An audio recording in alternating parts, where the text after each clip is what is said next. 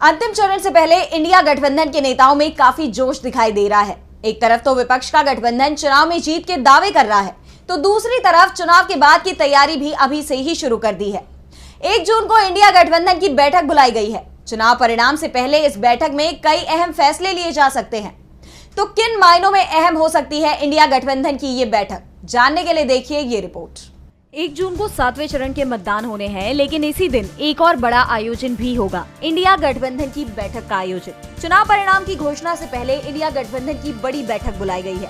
कांग्रेस अध्यक्ष मल्लिकार्जुन खड़गे ने गठबंधन में शामिल सभी 28 दलों के प्रमुखों को न्योता भेजा है। इस बैठक की घोषणा ने ही बीजेपी की धड़कनें बढ़ा दी हैं। कुछ तो इस बैठक की टाइमिंग का असर है, तो कुछ इन चुनावों में इंडिया की मजबूत दावेदारी का।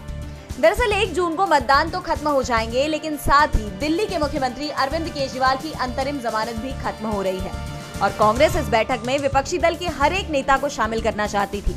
गठबंधन के अहम फैसलों में केजरीवाल का मत भी जानना जरूरी है, इसलिए ये बैठक चुनाव परिणाम आने के पहले ही बुला ली गई।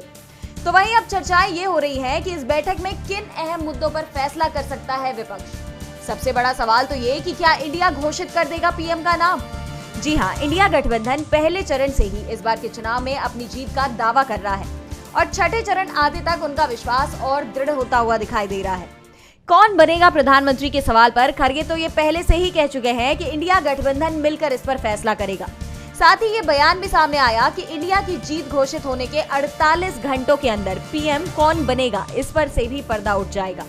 ऐसे में इंडिया गठबंधन की इस बैठक को मुख्य तौर पर पीएम पद के दावेदार पर फैसले को लेकर काफी अहम माना जा रहा है और इंडिया के इसी जोश को देखकर बीजेपी भी परेशान है।